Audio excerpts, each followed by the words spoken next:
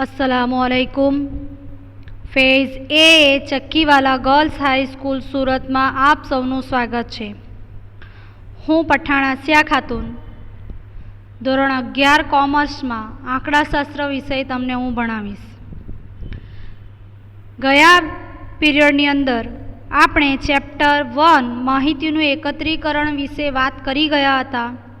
एमां आंकड़ाशास्त्रनो उद्भव अने विकास आपणे जोयो हतो। एनी अंदर तमने कोई होमवर्क के कोई मुद्दा में तमने नोंधाव्या न हता। आजे तमारे आ मुद्दाओनी नोंध तमारी नोटबुक में करवानी छे। फूलस्केप पेज वाली नोटबुक तमारे बनावानी छे अने तेनी अंदर आ मुद्दाओनी नोंध तमारे करवानी रहेशे। तो हूँ फरीथी हाईलाइट करी लऊं कि आंकड़ाशास्त्रनो उद्भव अने विकास केवी रीते थयो, तेनो उद्भव केवी रीते थयो झड़पथी जोई लईए। आपणे आंकड़ाशास्त्रनो उल्लेख आपणे पहला तो जोयो मौर्य साम्राज्यनी अंदर थयो हतो। त्यार पछी मोगल सम्राटना समयमां अकबरना शासन दरमियान आपणे अबुल फजल रचित एक पुस्तक जेने आईने अकबरीना नामथी ओळखवामां आव्युं तेनी अंदर थयुं। त्यार पछी आंकड़ाशास्त्र शब्दोनो सौ प्रथम उपयोग ए गॉडफ्रीड एकेनवॉले कर्यो। ईस्वीसन 1749 में जर्मन शब्द स्टेटिस्टिक शब्दों गॉडफ्रीड एकेनवॉले उपयोग कर्यो।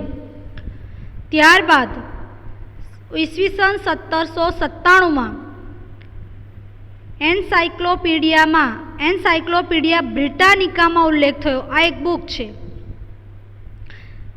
संभावना प्रारंभिक परिणामों लाप्लास अने गॉस द्वारा शोधाया।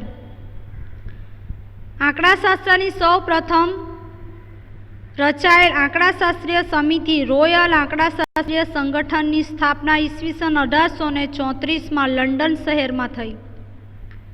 आंकड़ाशास्त्रना आधुनिक पासाओनी रचना गेल्टन और कार्ल पियर्सने करी। आ बधुं आपणे जोई गया छे। गणितीय आंकड़ाशास्त्रना रचयिता कार्ल पियर्सन रह्या।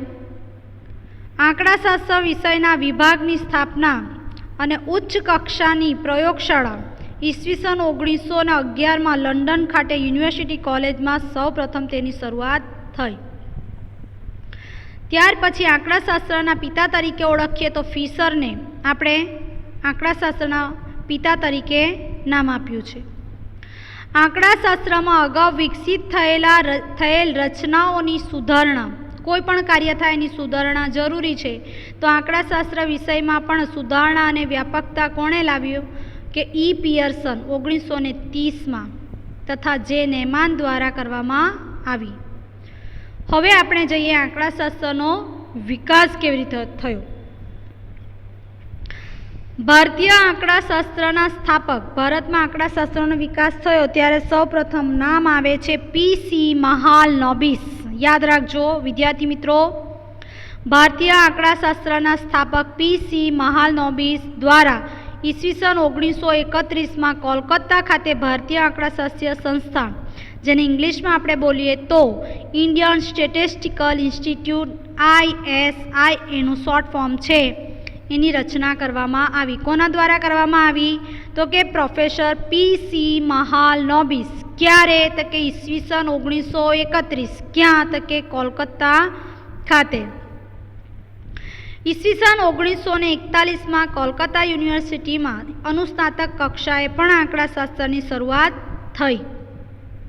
ईस्वीसन 1950 में निदर्श तपास ने सरकारी मान्यता अने माहिती एकत्रीकरणनो प्रथम तबक्को शरू थयो। हवे तमे एम कहेशो के बेन आ निदर्श तपास एटले शुं? तो निदर्श शब्द आवे छे, आगळ जता आपणे ए पण जोई लईशुं। अहींया सुधी आपणे वात करी हती।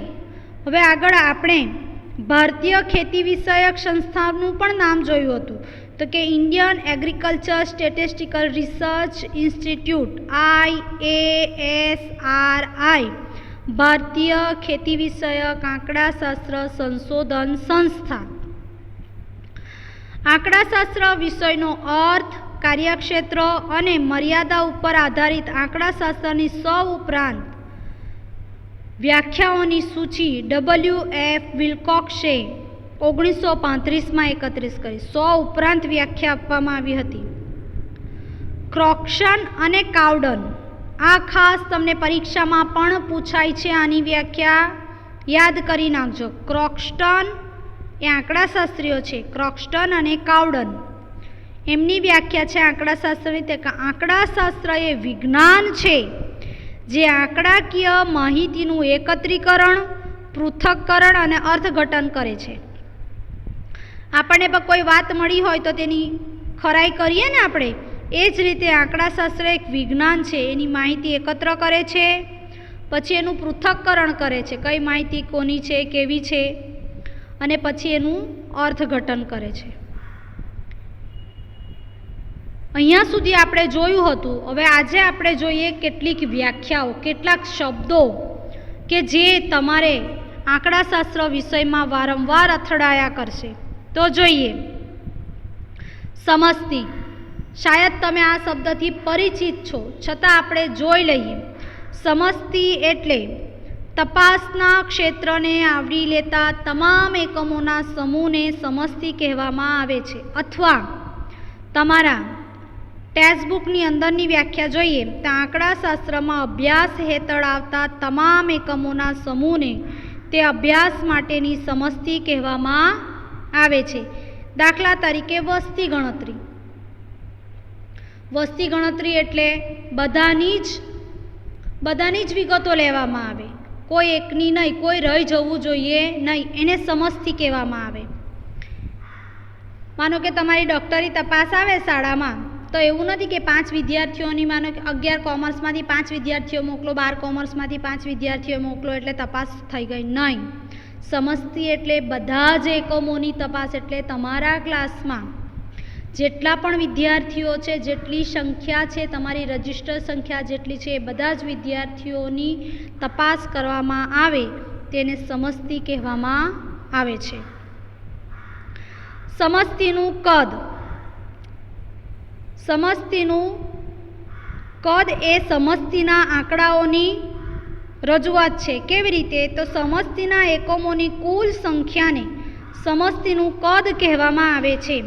તેને સંકેત n વડે, કેપિટલ N વડે દર્શાવવામાં આવે છે. જો ધ્યાન રાખજો, માનો કે તમારા દાખલા તરીકે તમારા ક્લાસમાંથી દાખલાની તપાસમાં 5 વિદ્યાર્થીઓને આંખના નંબર છે, તો એ લોકો આંખના નંબર માટેની ચેકઅપમાં આવેલા હોય તો કોણ કોણ કહ્યું? તો જે વિદ્યાર્થીઓ તમારી સમસ્તીમાં પાસ થયા કે સમસ્તીમાં પસંદ થયા, કે 5 વિદ્યાર્થીઓને નંબર છે, તો એ 5નો આંકડો એ સમસ્તીનું કદ કહેવાય, જેને આપણે કેપિટલ N વડે દર્શાવી શકીએ. હવે આગળ આવે છે શાંત સમસ્તી. શાંત સમસ્તી એટલે શું? જો સમસ્તીના એકમોની સંખ્યા, કુલ એકમોની સંખ્યા કેપિટલ N ગણી શકાય તેવી હોય તો તે સમસ્તીને શાંત સમસ્તી કહેવામાં આવે છે. એટલે કે ધોરણ 11 કોમર્સમાં 70 બાળકો ભણતા હોય તો આ શાંત સમસ્તી છે. તમારા ક્લાસની અંદર 70 બાળકો છે તો તે શાંત સમસ્તી કહેવાય. હવે આવે છે નિદર્શ. નિદર્શ એ સમસ્તીમાંથી ઉદ્ભવે છે. સમસ્તીમાંથી કોઈ ચોક્કસ પદ્ધતિ દ્વારા યાદચ્છિક રીતે પસંદ કરેલા એકમોના સમૂહને નિદર્શ કહેવામાં આવે છે.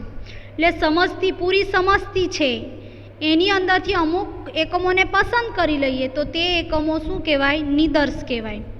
તો દાખલા તરીકે વક્તૃત્વ સ્પર્ધા માટે 11 કોમર્સમાં 70 વિદ્યાર્થીઓમાંથી 7 વિદ્યાર્થીઓની પસંદગી કરીએ તો એ સમૂહ શું કહેવાશે? નિદર્શ કહેવાશે. સમજ પડે છે બધાને કે 11 કોમર્સમાં 70 વિદ્યાર્થીઓ છે તો એ 70 વિદ્યાર્થીઓમાંથી 7ની પસંદગી કરવામાં આવે તો 70 એ સમસ્તી છે. ધ્યાનમાં રાખજો, 70 એ કેપિટલ N છે અને એમાંથી 7ની પસંદગી એ નિદર્શ છે, તો એ 7 એ સ્મોલ n છે. નિદર્શનું કદ. નિદર્શના એકમોની કુલ સંખ્યાને નિદર્શનું કદ કહે છે. તેને સંકેત સ્મોલ n વડે દર્શાવાય છે. હું હમણાં જ બોલી ગઈ સ્મોલ n. દાખલા તરીકે ચિત્રકામની સ્પર્ધામાં બેઠેલા વિદ્યાર્થીઓમાંથી 100 વિદ્યાર્થીઓમાંથી 10 વિદ્યાર્થીઓના ચિત્રોની પસંદગી કરીએ તો n બરાબર 10 થાય. તમારી ઉપરની સમસ્તીમાં જો ઉપરની વ્યાખ્યામાં જોઈએ, નિદર્શની વ્યાખ્યામાં, તો 70 એ સમસ્તી છે, 7 એ નિદર્શ છે.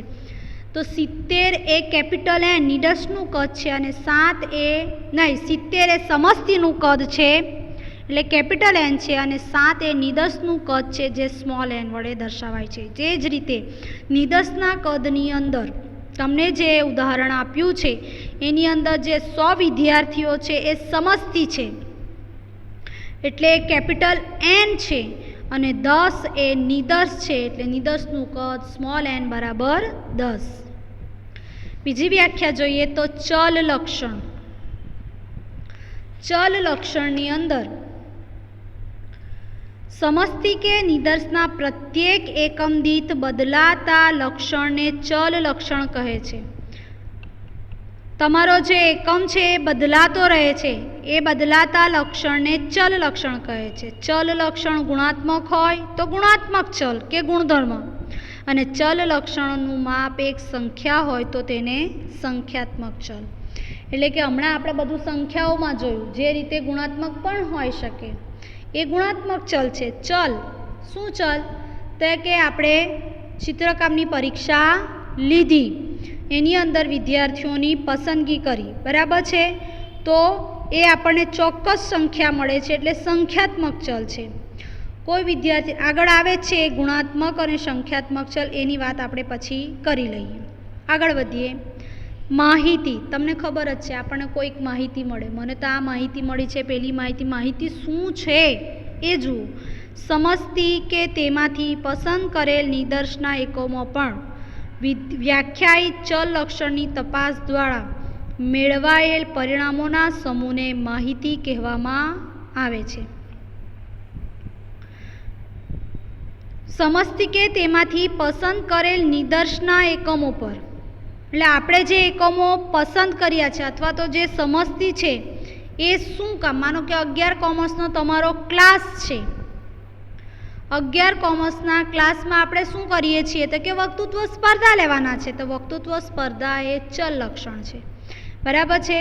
તો એ દ્વારા આપણે જે સંખ્યાઓ મેળવીએ છીએ એ સમૂહને આપણે માહિતી કહેવામાં આવે છે. ગુણાત્મક માહિતી. હવે માહિતીના 2 પ્રકાર છે. કેટલા પ્રકાર છે? 2 પ્રકાર છે, ગુણાત્મક માહિતી અને સંખ્યાત્મક માહિતી. તો ગુણાત્મક માહિતી એટલે શું? આપણે હમણાં જોઈ ગયા, ગુણાત્મક શબ્દ આવી ગયો છે. મેં કીધું હતું કે આપણે આગળ જતાં એ શબ્દને જોઈ લઈએ.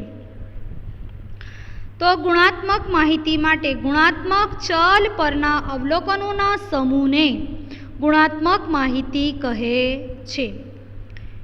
એટલે શું કે દાખલા તરીકે કારખાનામાં કામ કરતા કારીગરોની જાતિ, શિક્ષણનું સ્તર, ધૂમ્રપાનની ટેવ, વિદ્યાર્થીઓના વાલીઓની આર્થિક સ્થિતિ વગેરે ગુણધર્મને લગતી માહિતી ગુણાત્મક માહિતી છે. શિક્ષણનું સ્તર, લાયકાત, ઇન્ટરવ્યૂ થાય તો અમુક લાયકાત પ્રમાણે અરજીઓ મંગાવવામાં આવે તો શિક્ષણનું સ્તર કેટલું છે એ પ્રમાણે એને વર્ગીકરણ કરવામાં આવે, તો આવી બધી માહિતી શું કહેવાય? ગુણાત્મક માહિતી. કારીગરોની જાતિ, કોઈ કારખાનામાં કામ કરે છે તો કઈ જાતિના કારીગરો છે એને આપણે ડિવાઈડ કરીએ તો એ ગુણધર્મો પ્રમાણે આપણે એને જુદા પાડ્યા છે. ધૂમ્રપાનની ટેવ, કોઈ કારખાનામાં શોધવામાં આવે કે કયા કયા કારીગરને ધૂમ્રપાનની ટેવ છે તો દરેકને અલગ વિભાગ પાડી દેવામાં આવે, તો તેવી માહિતીને આપણે કેવી માહિતી કહીએ? ગુણાત્મક માહિતી. વાલીઓની આર્થિક સ્થિતિ, આર્થિક સ્થિતિ પ્રમાણે પણ આપણે છૂટા પાડીએ છીએ. ખાસ કરીને આપણે શાળામાં આપણને ખબર પડે 70% 50% કેવી પરિસ્થિતિ છે, એ જે સરકાર નક્કી કરે છે ને, ગરીબી રેખા નીચે અને ગરીબી રેખા ઉપર, તો એ આર્થિક સ્થિતિનું સ્તર આપણે એ પ્રમાણે માહિતી મેળવીએ તો ગુણાત્મક માહિતી કહેવાય. હવે આવે સંખ્યાત્મક માહિતી. તો સંખ્યાત્મક ચલ પરના અવલોકનોના સમૂહને સંખ્યાત્મક માહિતી કહે છે.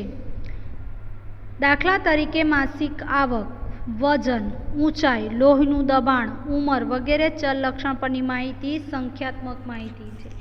કેમ વિદ્યાર્થી મિત્રો? તો કે આવકના આંકડા આપણે દર્શાવી શકીએ છીએ. આવક, કેટલી આવક હોય? 10,000, 15,000, 20,000. વજન તો કે 5 કિલો, 10 કિલો, 15 કિલો, બરાબર છે. આ રીતે ઊંચાઈ કેટલી છે? 130 સેમી, 180 સેમી, બરાબર, 150 સેમી. આ રીતે આપણે એના આંકડામાં દર્શાવી શકીએ છીએ. લોહીનું દબાણ, બીપી, જેને આપણે કરીએ બ્લડ પ્રેશર કહીએ તો, એ રીતે આપણા આંકડામાં દર્શાવે. ઉંમર, કોઈની 13, કોઈની 15, કોઈની 14, બરાબર. આ રીતે તો એ લક્ષણ છે એ સંખ્યાત્મક માહિતી છે. કેવી રીતે ખબર પડે બેન? તેમાં બી તો આંકડો આવે જ ને. ધૂમ્રપાનના આટલા કારીગરો છે, ગુણાત્મકમાં બી એ અલગ વસ્તુ છે. જુઓ, મારી વાત સાંભળો. હવે અહીંયા ગુણાત્મક માહિતીમાં શું કીધું કે 150 ઊંચાઈ ધરાવતા કેટલા વિદ્યાર્થીઓ? 150 બી આંકડો છે અને વિદ્યાર્થીઓની સંખ્યા બી આંકડો છે. ખ્યાલ આવે છે? લોજિકની રીતે યાદ રાખો તો આ રીતે યાદ રાખજો. ગુણાત્મક માહિતીમાં ગુણધર્મ પ્રમાણે સંખ્યા શોધવાની છે અને અહીંયા આપણે સંખ્યા પ્રમાણે સંખ્યા શોધવાની છે, આંકડા પ્રમાણે સંખ્યા શોધવાની છે. ધ્યાનમાં રાખજો. ગુણાત્મક માહિતી એ ગુણધર્મ પર આધારિત છે અને સંખ્યાત્મક માહિતી એ સંખ્યા પર આધારિત છે. વિદ્યાર્થી મિત્રો, મારા ખ્યાલ મુજબ તમને સમજ પડી હશે. ફરીથી એકવાર જોઈ લઉં. તમારે આ બધું જ નોટ ડાઉન કરવાનું છે. જેટલી બી સ્લાઇડ છે એ બધી નોટ ડાઉન કરવાની છે. ચેપ્ટર 1 માહિતીનું એકત્રીકરણ, તમારે ઉદ્ભવ અને વિકાસમાં આ મુદ્દાઓની નોંધ કરવાની છે અને ત્યાર પછી આ વ્યાખ્યાઓ તમારે 1 બાય 1 મેં જે રીતે તમને આપી છે એ રીતે એને લખવાની છે અને યાદ કરવાની છે. ખાસ કરીને સમસ્તી અને નીડર્સ એ તો તમારે યાદ કરી જ લેવાની છે. ત્યાર પછી આપણે આગળ વધીશું. હવે જુઓ વિદ્યાર્થી મિત્રો, તમારે જે ફૂલ ફોર્મ છે એ પણ યાદ કરવાના છે. કયા? તો કે જુઓ, ISI, ઇન્ડિયન સ્ટેટિસ્ટિકલ ઇન્સ્ટિટ્યૂટ, બરાબર છે. ત્યાર પછી અહીંયા છે IASRI, એ પણ તમારે યાદ કરવાનું છે. હવે વિદ્યાર્થી મિત્રો, તમારે આ બધું નોટ ડાઉન કરીને નોટ વ્યવસ્થિત બનાવવાની છે. જ્યારે શાળા ખુલશે અથવા શાળામાંથી તમને બોલાવવામાં આવે ત્યારે આ નોટ હું ચેક કરીશ. હું ગૂગલ ફોર્મ આપીશ તમને, એ તમારે ભરીને મને મોકલાવાનું છે, ભરવાનું છે. મતલબ આ તમે સબમિટ કરશો એટલે અહીંયા અમારી પાસે પહોંચી જ જશે. તમારે સબમિટ કરવાનું છે. આ રીતે તમારો આંકડાશાસ્ત્રનો અભ્યાસક્રમ ચાલશે. વાંચતા રહેજો. હમણાં તમારી જુલાઈમાં બીજી પરીક્ષા છે, બીજા વિષયની છે. આંકડાશાસ્ત્રની પરીક્ષા આવી રહેશે તો તમે અટવાઈ જાઓ એની કરતાં તમે મહેનત શરૂ કરી દેજો. આપણે નેક્સ્ટ પીરિયડમાં મળીશું. Okay, thank you.